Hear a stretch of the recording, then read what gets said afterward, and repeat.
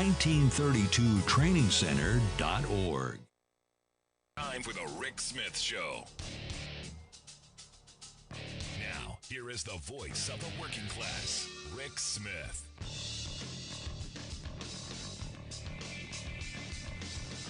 And welcome, brothers, sisters, working class heroes.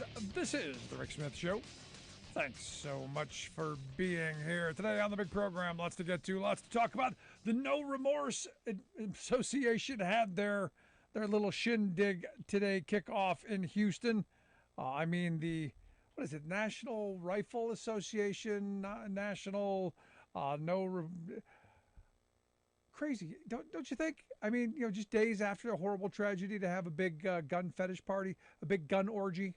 Just kind of throwing that out there. And then to have all of the folks show up. Trump showed up, gave his little song, and literally a dance. Dancing on the graves there. Well, they did do the obligatory moment of silence where he read off the names of the 19 murdered children and the 2 teachers. Actually said nice words about teachers. I'm shocked.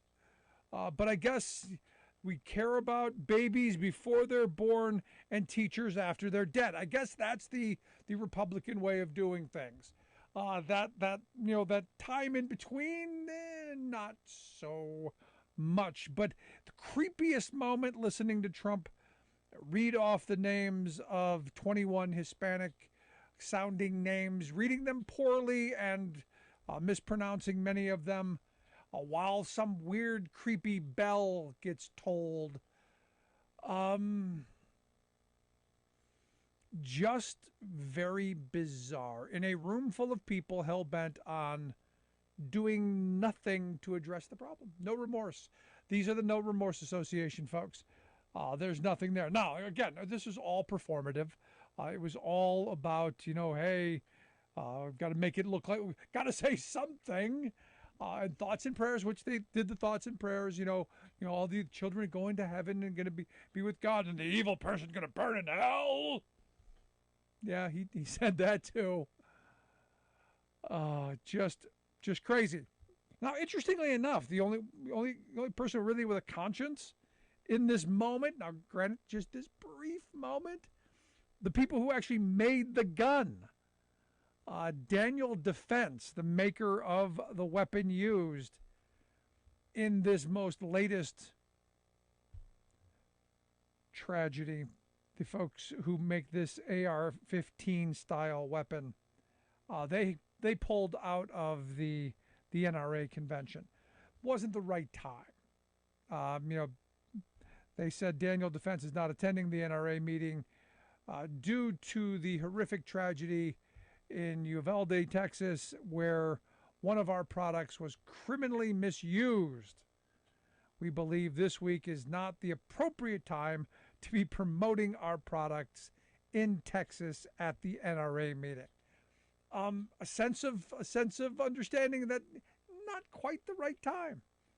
Reading the room at the temperature of the country, going, now probably not the best time to be pimping the weapon. Probably not. Now, they are the only one that I can tell so far, but I'm going to assume they're worried about lawsuits. So public perception kind of front and center in this. But are you surprised that the NRA went forth with their big gun orgy? No. These are people who don't really care. And look, we're in a moment of outrage. We're in the outrage stage. This is the cycle. They talk about the cycle of grief. This is the cycle of American shootings. So you had this horrible tragedy. This thing happened. There's lots of tension, lots of attention, lots of thoughts and prayers. Oh my goodness! And we're doing that. We saw it today. Trump did literally a dance.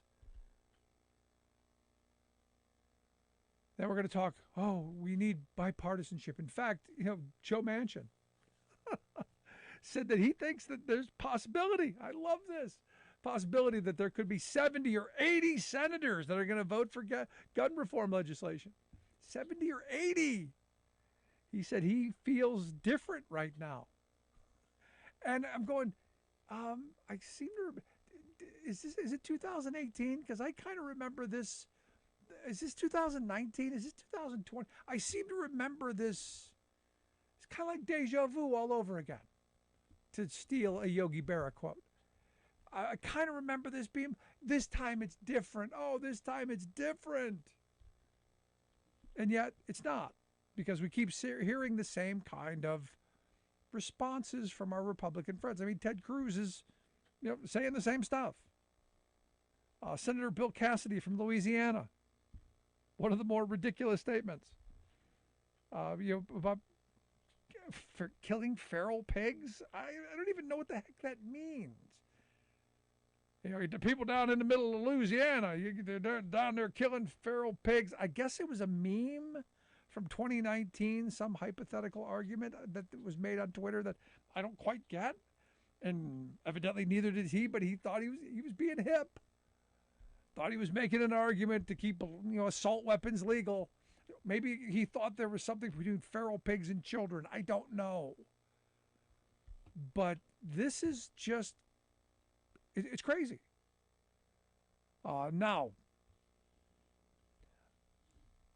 what's angering and frustrating is as you're watching what's happening, there's going to be tons of blame being, it's the police officers now. Immediately it was the cops were heroes. In fact, now the governor of Texas, he's livid. Oh my gosh, livid, because he feels he was misled because the police didn't go in right away. We now know, I guess, waited almost an hour. The shooter was outside the building for 12 minutes shooting outside. Police response time, not great. We now find that, how did the statement go? That the Texas Department of Public Safety said something of, they made the wrong decision. No, making the wrong decision is choosing what kind of a plaid shirt with a solid tie or something. That's the wrong decision. The wrong decision is turning on a different street and going a different way. This was not the wrong decision. This was malfeasance. This was just not doing your job. And as someone reached out to me and said, hey, look, anybody checking these police officers' social media for any critical race theory, any white replacement stuff in their social media? I don't know, but seems very bizarre. In watching the statements coming out of these, the now revised version of what happened, other than, now they're heroes, because now they're going to be the scapegoats. Now it's the police's fault. It's not the gun. Remember, it's never going to be the gun. It's never the fault of the gun. Remember, the gun is perfectly innocent. Never mind that. It's everything else. Now remember, watch as this is playing out. Understand, the argument is always going to be, but Rick, if you take the gun away, bad people are still going to do bad things because, he'll go with a knife. So this idea is, since we can't solve all of the problems, since we can't solve every single possible problem, we can't do everything, then, we can't do anything. So if you can't do it all, clearly can't do anything. And look, I'm not saying we can solve every possible thing. And I'm not even saying we could have stopped this. What I am saying, you cut down on the number of these weapons that are made for killing, and that's what they are. These are made for mass murder. That's what they're made for. And they're made to do maximum damage. Those cops knew this shooter had a gun they get hit, they're done. He didn't have a little Saturday night special. He didn't have a little pea shooter. Had a weapon made for murder. Had a weapon that where you get shot, you're done. They knew that. They were outgunned. which is why they didn't race in there. I'm arguing you limit the ability to get those kind of weapons, maybe you stand a chance. Maybe if they had the old 6-shooters, because maybe most of those kids had a chance. I'm saying that maybe you can limit the severity of some of this stuff. But no, we can't talk about that because you didn't stop it. And the thing that gets me is when you talk about individual things like background checks. I've yet to find anybody who goes, no, we really shouldn't have background checks because we want everybody. We want people with we want everybody to have guns. I've yet to find anybody who's really against background checks. In fact, like 90% of the country is in favor of background checks. And you go, well, why politically don't we have it? Well, we don't have it because the NRA said, no, bad. Slippery slope. If we start there, before you know it, red flag laws. There's a great story over at ProPublica about a Colorado representative who proposed a red flag law and got drummed out, just railroaded out because this is the beginning of the slippery slope. And you go, no, this is common sense. Why can't we talk common sense?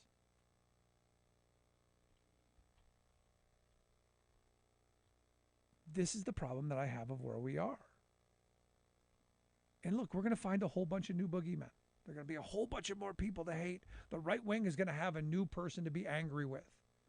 So Colin Kaepernick, you're going to have a roommate, and that new roommate is going to be San Francisco Giants manager Gabe Kapler. Because Gabe Kapler this evening said, you know what? We're not coming out of the dugout for the national anthem.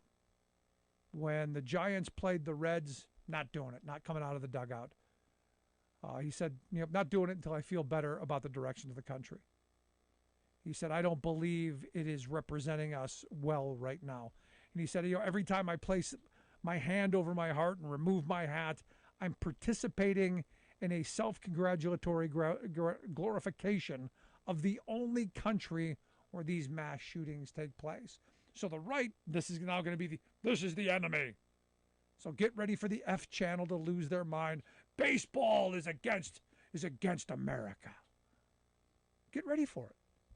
Just preparing you.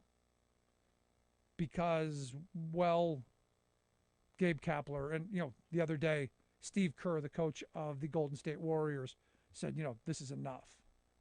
When do we stop? And look, the kind of protests we've seen aren't going to work because our politicians aren't afraid of us. The only thing that they're afraid of is the money being cut off. And this is where we need major reform of our political system. We need to get the money out of our politics. And this is where we have to start voting these bums out.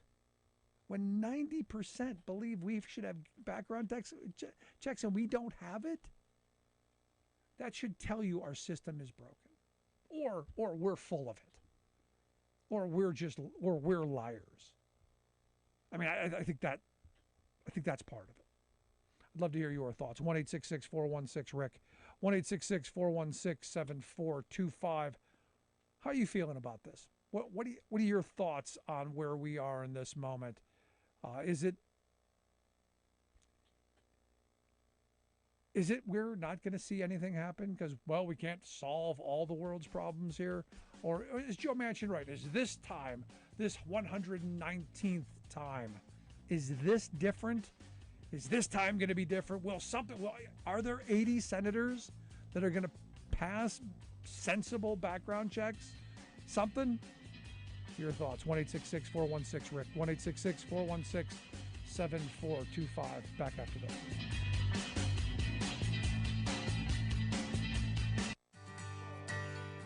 From the steel mills of Pennsylvania to the auto factories of Michigan to the modern makers movement, manufacturing makes our nation great. I'm Scott Paul, president of the Alliance for American Manufacturing. We bring business and labor together to advocate for policies that everyone can agree on. Together, we can strengthen manufacturing and create good-paying American jobs. Help us keep it made in America.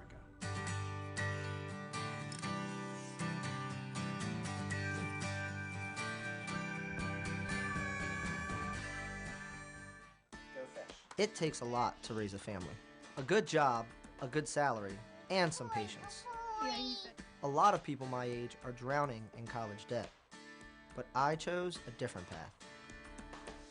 I'm a member of the IBEW, the International Brotherhood of Electrical Workers. I work hard for my job, and I love what I do.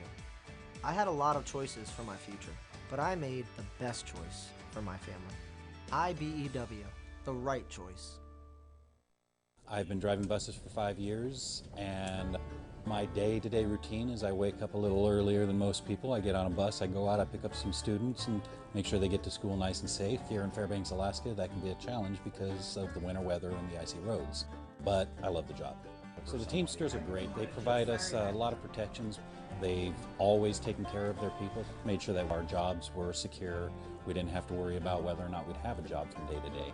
And that's amazing because before we'd be working 4, 6, 8 hours a day and only earning minimum wage was real difficult to make a living. And the Teamsters pushed a lot so we make something we can live off of and not have to have a second job. What absolutely gives me peace of mind.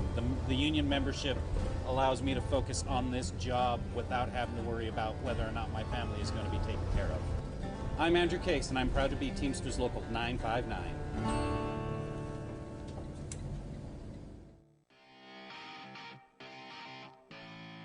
Welcome back to the Rick Smith Show. Now, here is Rick Smith.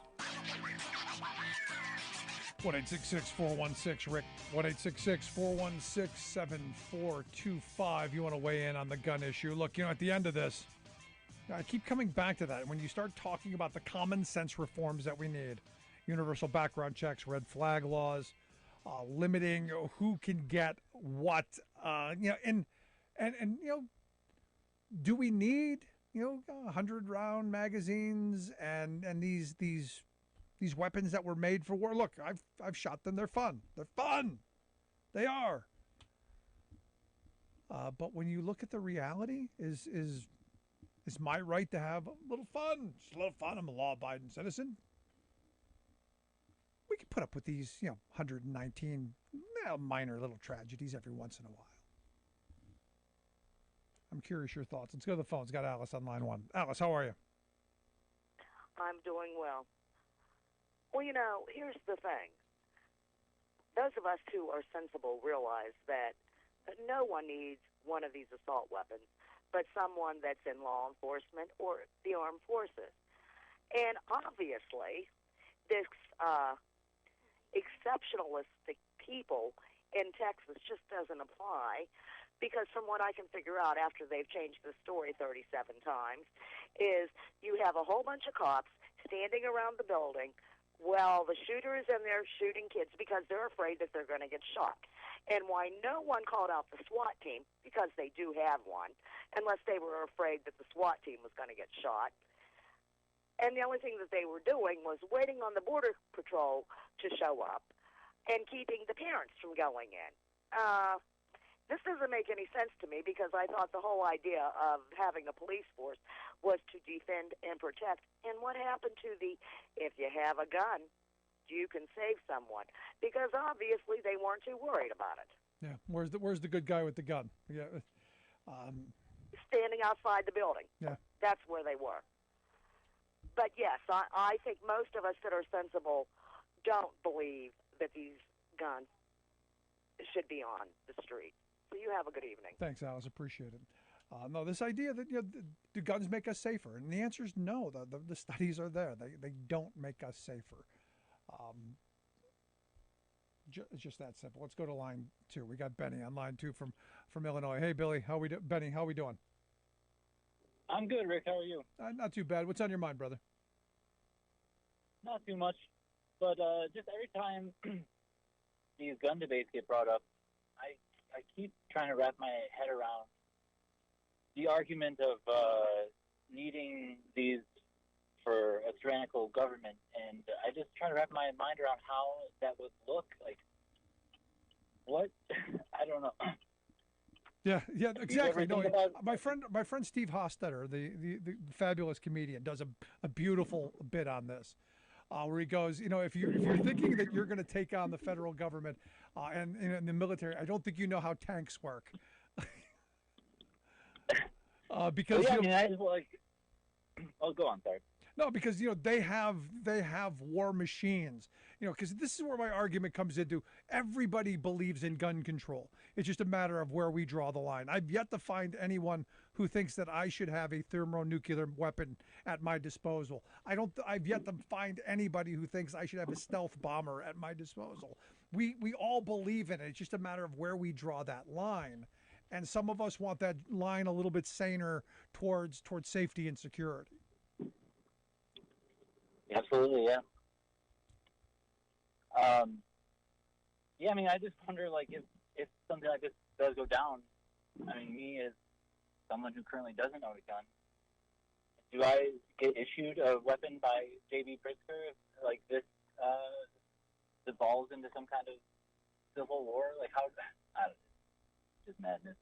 No, but here's the thing, Benny, and this is where sadly there's some that I've met over the years who do believe that it's going to devolve into a civil war, and they've got arsenals that they've been stockpiling, and there are some who have fetishized the idea of the next civil war, and the left, they haven't internalized this, and right now, this is where the governor of Texas had said, in a tweet not too long ago, that California, the people of California were buying guns at a much faster rate than the people of Texas, and that he was upset about that because liberals are starting to look around and they're looking at how outgunned they are, and the kind of rhetoric coming from the militia crowds, and they're starting to go, maybe we do need to start arming ourselves, which is in the worst part of where we can go, I think.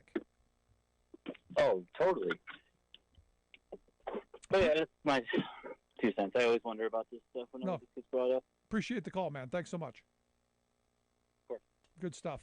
No, I mean, this is one of those things, and it devolves into this horrible place of now everyone's got to have a gun. Look, I've lived in horrible places. I've never felt the need to have to be always holding a gun to feel safe. And that's, I guess I've been fortunate in that world. But we're in this second that you just got so much that at some point we've got to have the sane and the rational speak up. And this is where getting out into the streets and pushing back has to happen. And you're seeing like students in San Diego, for instance, walked out of the classroom saying, you know what, we're not taking this. You got to do something. You got to speak up. You've got to do something in this moment. And this is that simple. It really is that simple for me. We got Julie from Minnesota on line one. Julie, how are we doing today? Hi, I'm sick to my stomach, like everyone else. I like the idea of gun insurance because I got to have insurance for my car, don't I? Yep. To me, that's a common sense. It's just one thing. It's not going to save the world. But to me, that's a common sense something. I don't know if we could get the Republicans to agree to that. What do you think? But that's one of my little ideas. No, I'm all in favor of it. I mean, look, I'm not a gun grabber, but I do believe that you have to have some responsibility. And this is where the Republican Party had been at one point, Julie. They were the party of personal responsibility. In fact, they used to preach it. They used to preach accountability and responsibility. That was them for a while. Now it's the Wild West. And nobody's responsible or accountable to anyone, especially when you're talking about guns. I love the idea of making guns like a car. You got to register it. You got to be trained. You've got to prove proficiency, and you've got to be insured. I love that idea because, again, our Second Amendment, I believe, is not wide open. It's not the Wild West. A well-regulated militia. Those words are there for a reason. Well-regulated, kind of important. Kind of something that the founding fathers thought, I don't know, maybe we should think about. But love to hear more of your thoughts. You can email me, rick@thericksmithshow.com. Got a lot more to get to. Going to take a quick break. Right back after this. You miss any portion of the program, make sure you grab the podcast over at thericksmithshow.com or wherever you get your podcasts. Quick break. Right back.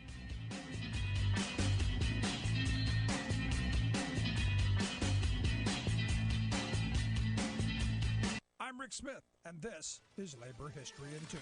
On this day in labor history, the year was 1943. That was the day 50,000 striking rubber workers ended their 5-day walkout in Akron, Ohio. It was World War II, and the no-strike pledge was in full effect. Bosses were awash in defense contract profits. At the same time, they used the no-strike pledge to violate collective bargaining agreements, crank up assembly line production, and ignore grievances. As one sympathetic headline read, workers forced to strike in defense of their living standards, slashed by soaring prices, taxes, and anti-union profiteers. Workers at Goodyear, Firestone, and Goodrich had petitioned the War Labor Board for an 8-cent raise and shift differentials that they were entitled to per the Little Steel formula. For a year, they waited patiently and were outraged when they learned the board had only granted a 3-cent raise. Firestone and Goodrich workers threw down their tools immediately and poured out of the factories. Goodyear workers soon followed. In a protest telegram to the board, United Rubber Workers leaders pointed out that living costs had increased by 23% since January 1941. They also noted that essential to maintaining the no-strike agreement was a just settlement of grievances and a $25,000 cap on executive salaries, neither of which had been adhered to. The walkout was one of the first major challenges to the no-strike pledge. Women took the lead as picket captains and dispatchers. Their leadership was accepted without question. Flying pickets cruised the city to enforce picket lines. Black workers at Firestone, impressed by the union's fight for equal rights, figured prominently in the strike. Workers returned to the job with their spirits high, having forced the board to reconsider their demands. Labor History in 2 brought to you by the Illinois Labor History Society and The Rick Smith Show. Over 70 years of experience in heart and aviation, the members of the Association of Flight Attendants know the realities of the aircraft cabin better than anyone. We don't just serve drinks, we save lives.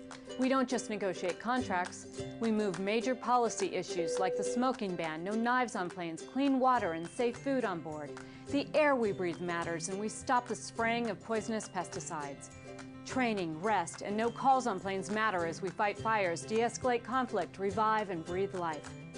We safely usher passengers to the big business deal, the family vacation, the times of celebration, times of grief, and times of battle. We are aviation's first responders, and we are the last line of defense in aviation security. We are the first impression and the smile of aviation, connecting the people of our nations.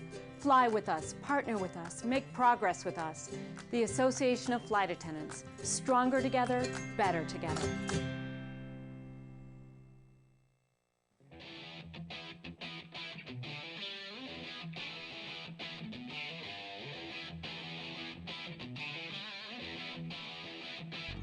Welcome back to the Rick Smith Show. Now, here is Rick Smith. So, kind of where we started, I'm still surprised watching the Republicans, do the, we've got the press releases, we've got them all ready. It's like carbon copies of the last tragedy. Interestingly, though, the governor of Texas, now he was misled about the police response. Misled, given bad information, and this is how I find it always interesting that our Republican friends always default to, our law enforcement people they're the courageous ones. No, they prected their kids, they protected themselves. This is where, again, they're smart. They were outgunned. Kind of thinking about, again, it's the guns. Crazy. But again, you look at what's going on, and they are so hell-bent on not talking about what the real issue is about, all about deflection. I'm here to share some thoughts on the gun issue. I've asked Brett Pransky to come talk with us. Brett is our executive producer, but also does some incredible writing over at the Courier News, where he's a political analyst and writer. He's got a piece out on Susan Wild the U.S. representative here in Pennsylvania, who's on, a couple hours after the shooting, she's in a room full of constituents talking about what happened. Her opponent, not so much. Brett, thanks for taking time for us. Well, thanks for having me. So, am I getting this right? Susan Wild, who had a town hall scheduled, walked in, took on the issue head first, and as you write in your article, it would take another 17 hours before her opponent released her statement. Yeah, when tragedies like this happen, I like to look around at kind of how different people handle it, how they handle themselves, how they handle, contact with the public. And, it's notable to see a representative, any representative, walk into a previously scheduled town hall event where there's only going to be one subject, when whatever the previous agenda was going to be entirely hijacked by the news of the day. And yet they go in, they take it on, head on, talk to people, listen to the stories, deal with the emotion. It was quite the event. She live streamed it on her Facebook page and on YouTube, and people were upset, visibly upset. And just seeing how people handle it and then how other people choose not to handle it is, it's a notable thing that I thought deserved a little time. Now, the other side, I mean, you look at all of the Republican candidates and all of the politicians out there. It's all about deflecting away from what is the real issue, and that is our political system's broken, and we're clearly not going to do anything on the gun issue. But it is about that diversion. It is about that deflection. Yeah, it really is. And that's why you get this kind of boilerplate language that is usually released through social media. Very few times will people step up to a microphone, except for a few people who seem to move towards it. The Ted Cruzes of the world will move towards the microphone because they think it's something that actually helps them, which, is we saw how that turned out. When he was asked a couple of actual real pointed questions, he immediately just bolted out of the room, pitched a little fit and ran off and so on, which is what happens usually when he's challenged by someone who knows what they're doing. But yeah, these responses are becoming ridiculous to the point where it's obvious that there are people out there who simply don't care, but they're not willing to say that, so they keep giving us this thoughts and prayers language over and over and over again. And again, that's what Susan Wild's opponent did. Actually, she waited till the next morning. She had nothing to say on the day of, and then I think it was like 9 or 9:25 the next morning, she released like a 33-word statement, with literally the boilerplate language, the thoughts and prayers language that we all know is coming. And while I've looked around a little bit, I don't think she's said anything since.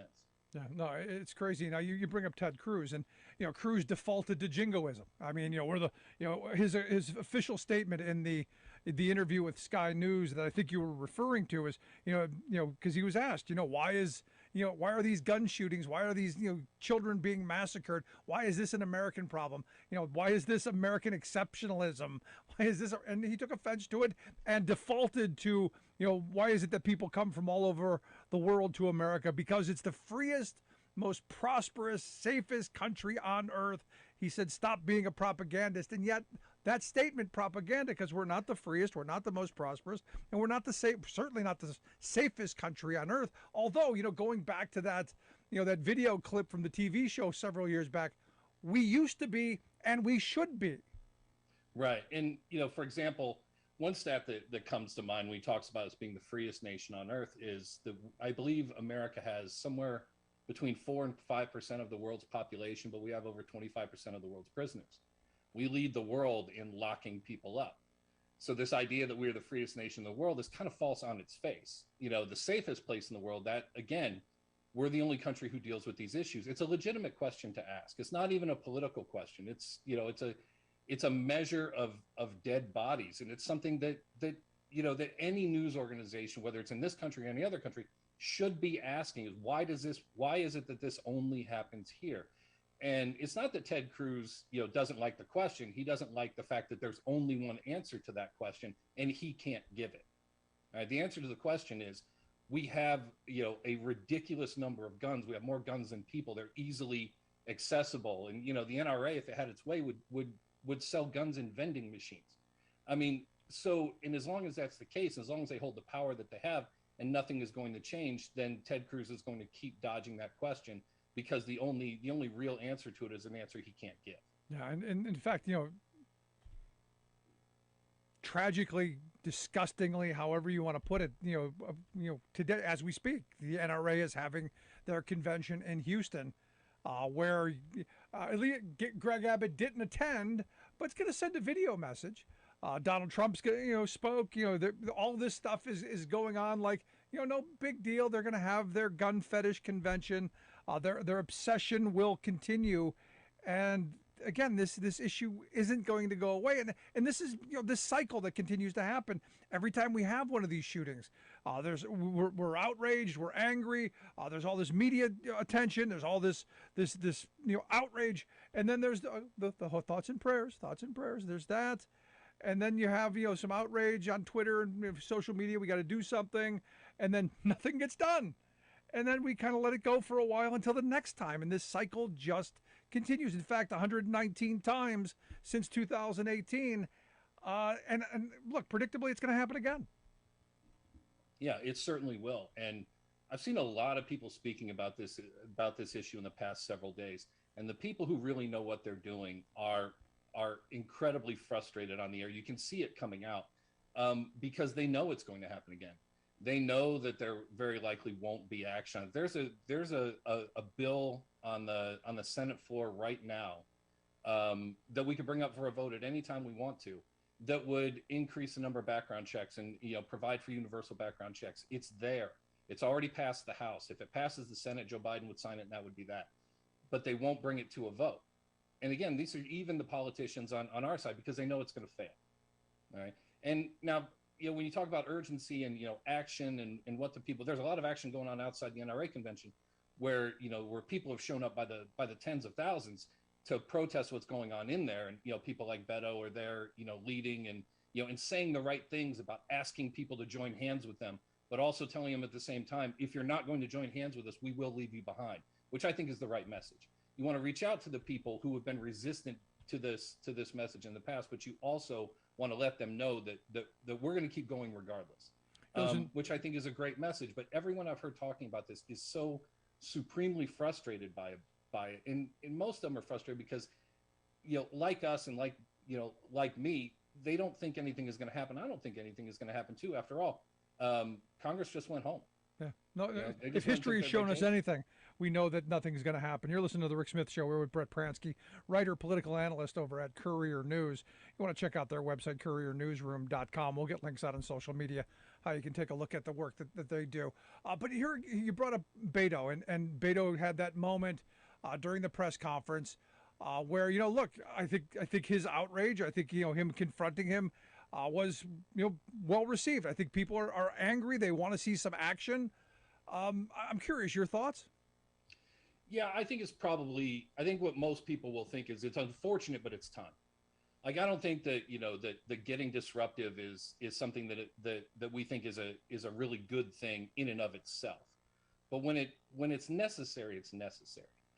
Personally, I think that especially Democrats in the House and Senate, we need to understand that our opposition, which we used to refer to as our patriotic opposition and so on, these people are not operating in good faith. And they haven't been operating in good faith for a long time. Yet our representatives are still operating with a level of decorum that I don't think is appropriate to the situation. These are desperate times, and the situation is really bad. And we're still acting as if the same old rules apply. And we're still, treating people, amicably as if there are our friends and colleagues when in most cases they're really not, or at least they're not behaving as such. I personally think it's time for a pretty significant loss in decorum across the board until we start getting the change we need. Because what happens when we're obeying these rules and the other side doesn't, we just look weak. Yeah. And at the end of the day, we look like the team that won't fight. And again, that's already, kind of an anchor hanging on the Democratic Party in the first place, is that they are weak, that they won't fight, that if there is, I think I've heard on the show a number of times, if there's a street fight, a Democrat will hold your coat. You know what I mean? And that's kind of what we're dealing with here. So if we're not going to win, and if nothing is going to happen, which, is very likely the case, we at least have to put up the fight, and we have to fight as hard as we can. We have to let people know that we are fighting, or they're not going to trust us, come November. So what is, I keep having people go, well, so what's your answer? What's your solution? So we're going to go grab people's guns? And I'm like, no, we're not grabbing everybody's guns. But I think the ones that seem to keep popping up in the news through when these shootings happen, I think that's something to maybe look at. Maybe I'm not the genius here, but there seems to be a common denominator in all of these things. Maybe that's a place to start looking. Yeah, I mean, it's hard to find a policy that's going to work across the board, especially when when the Second Amendment is in place and it's valued the way it is, and in many cases should be. But I can think of 119, 120 times where grabbing a gun would have been a pretty good idea. So the idea is that we want to respect people's rights, but we also need to find a way to get these weapons out of their hands. And then there's also the idea of assault style weapons. Keep in mind, those cops stayed in the hallway for nearly an hour as little kids died. And the reason they did is because they knew they were outgunned. They knew that, if that was a kid in there with a handgun, or a kid in there with a weapon that wasn't capable of quite the carnage it was capable of, would they have been braver, than waiting for 48 minutes before going in that door? It's very likely they would have been braver had the weapon not been so unbelievably terrible.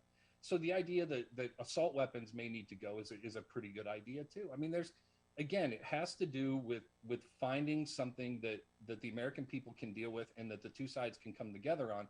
But right now, what we're seeing is at least one side of the argument is we have a situation where the issue is more important than the solution. Yeah, being able to shout at people of being gun grabbers is more important than actually saving lives. It's interesting you bring up the police waiting, because one of the arguments is, well, we just Newt Gingrich was on on the F channel saying, well, we just need to pay those teachers an extra $500 a month, train them to carry the little pea shooters in their desk, because they'll be the ones to take on that shooter, where the police, who are highly trained, didn't. So I'm curious, you as an educator, thoughts? Yeah, I think it's a bad idea. I mean, for any number of different reasons. But I mean, when it comes to arming teachers, what it really is just a fallback position so we don't have to do anything about guns. That's essentially what it is. Because keep in mind, who they're talking about arming today, they didn't trust yesterday. There's the same people that were demonizing teachers as groomers and predators and all this kind of nasty kind of anti-education stuff that you've been seeing for months now. The stuff that got Glenn Youngkin, elected in Virginia and has become a part of political campaigning ever since. This idea that, they're indoctrinating your children and things like that. So you know what? If they're going to indoctrinate your children, if they're going to groom your children, let's give them a gun so it becomes that much easier. I mean, this argument doesn't make sense. It's never made sense. It's just a way to not talk about guns. It's just a way to not talk about the real problem, which is the existence of these, high capacity death machines, in our schools and in places that they just should not exist. So again, we're going to go back and forth. Teachers are our heroes. Teachers are the problem, and back and forth, because that's how the game is played. And that's essentially what this is. It's all just, to the people making these arguments, it's all just a big game. Yeah, and again, it's the diversion to get us away from talking about what the real issue is, and that's the frightening part of this, because we're so easily led astray, aren't we? Yeah, we really are.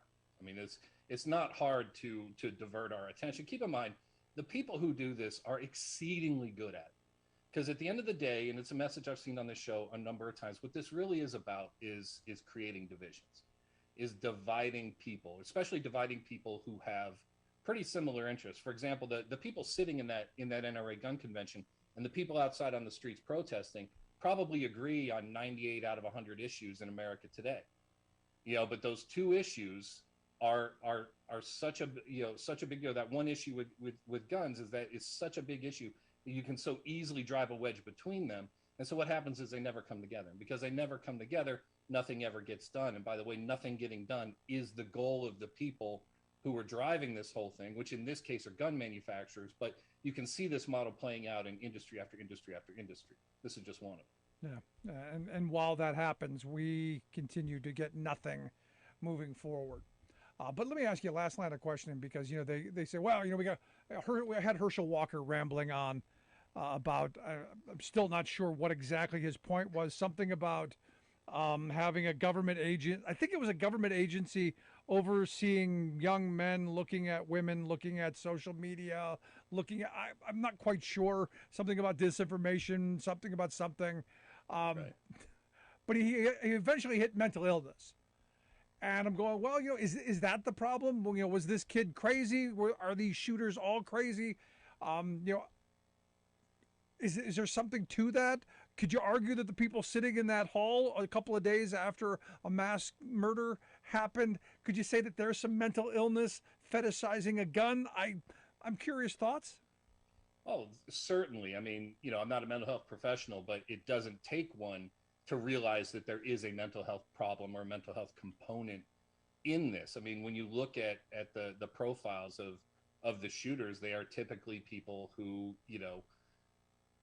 who have a severe amount of desperation in their lives, regardless of the many different ways that it can come out. So yeah, I'm sure that mental health is a part of this. But then again, when you look at all the different factors, there are mental health issues no more in America than in any other country percentage-wise. You know what I mean? There are violent video games in America, but not in a greater percentage than other countries. There are, any number of different violence on TV in America, but not in, dramatically different ways than in other places. There's all kinds of different factors that are pretty much the same between us and a lot of other countries who don't have this problem. The one factor that is of dramatic difference between the United States and the countries that don't have this problem is the number of guns that exist in the culture. That is the one thing that is a vast difference between our culture and all these other cultures that don't have these same problems. So, I mean, it's the easiest thing to land on. We should probably start there. Yeah, it seems like the lowest common denominator seems like the place to start when you have this conversation, and then it should broaden out to all of the other things, because I think we can have a broader conversation than just one thing. Except the things that they keep trying to say, shiny thing over here, come over here. But if you want to check out the work of Brett Pransky and the good folks over at the Courier Newsroom, we'll get links out at social media, how you can do that, at couriernewsroom.com, the website. We will get links out. But Brett, I appreciate the time. Great work. Keep it up. Look forward to having you back again real soon. All right, thanks. Love to hear your thoughts. You can email me, rick@thericksmithshow.com. If you've got questions, comments, something on your mind, I want to hear it. Also, if you miss any of our program, podcast always available wherever you get your favorites, from iTunes to iHeart, Podbean, Stitcher, everywhere in between. And if there's a place that you get yours that we're not, tell us, and we'll make sure it's there. Quick break, right back. Stick around.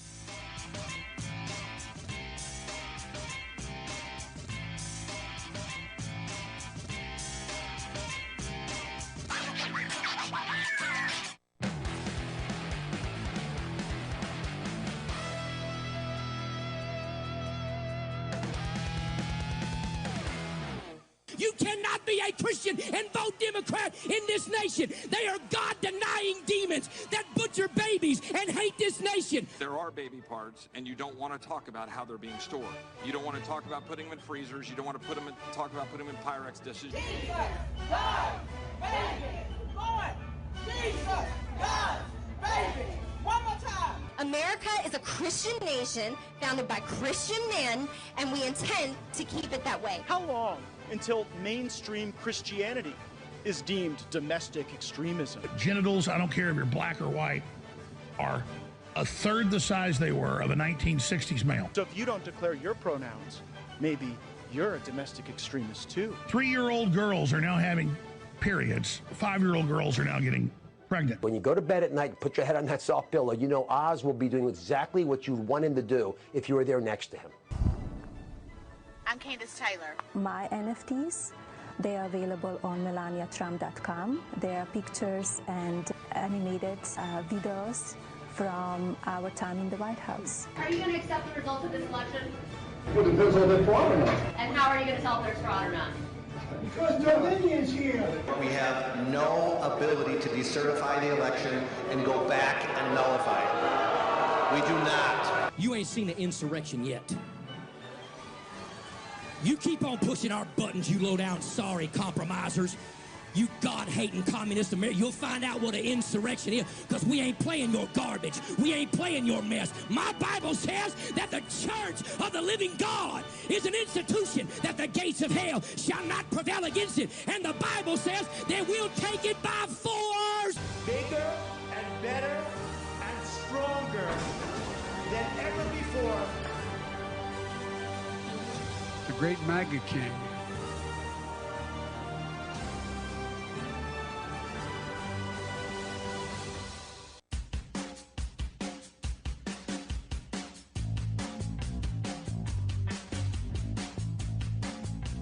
Welcome back to The Rick Smith Show. Check out the website, thericksmithshow.com. Remember the podcast. Never miss a moment. Make sure you share a comment. Give us a 5-star rating. Could use it. Appreciate it. I go back to this conversation that we should be having. Because my email box is full of right-wing groups saying, no, it's not the gun. No, ignore that. Ignore the big thing. Ignore the elephant in the room. It's all of these other things. It's the door was unlocked. And, that's a problem we should be talking about. It's, he came from a broken family.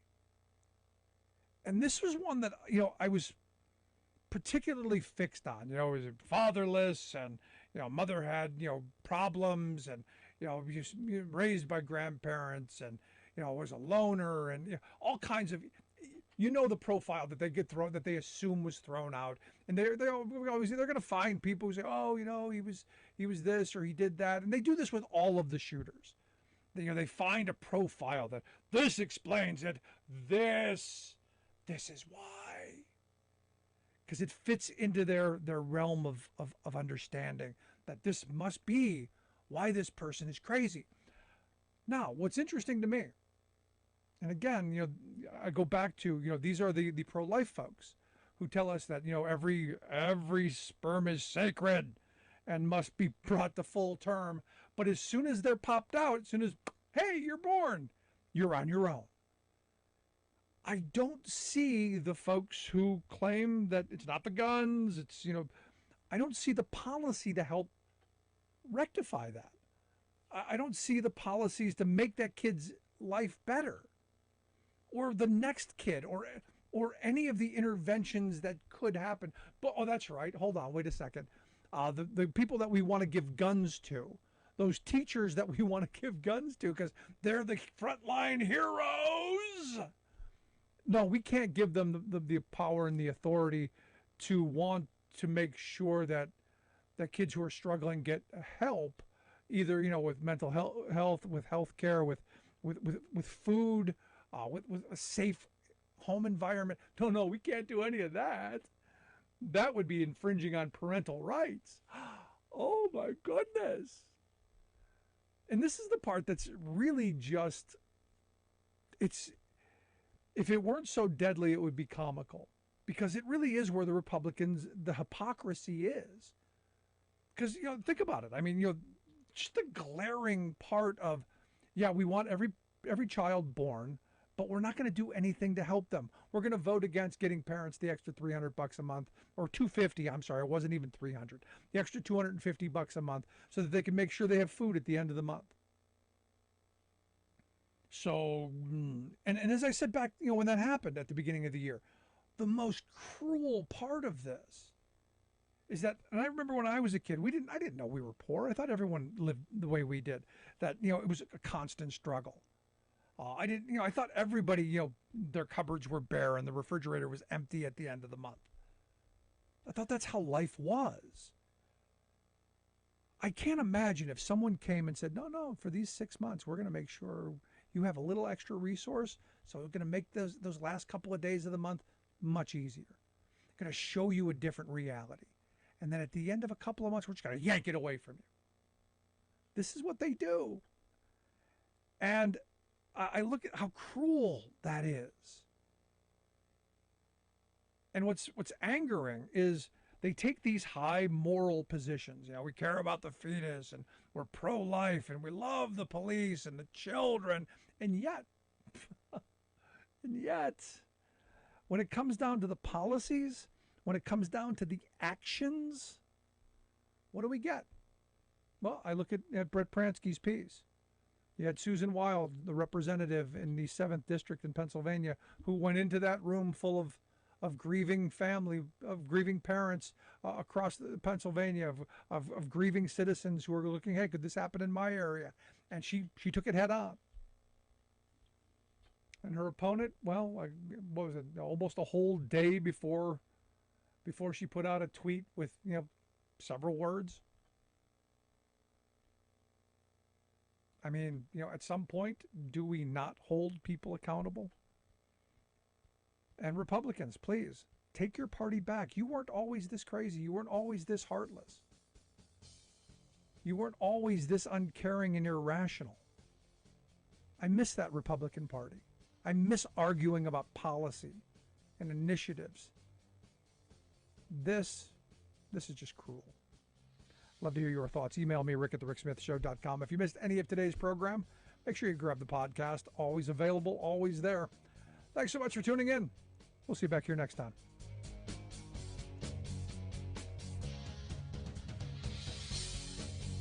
You've been listening to The Rick Smith Show. Email Rick at rick@thericksmithshow.com. Until next time, this has been The Rick Smith Show, where working people come to talk.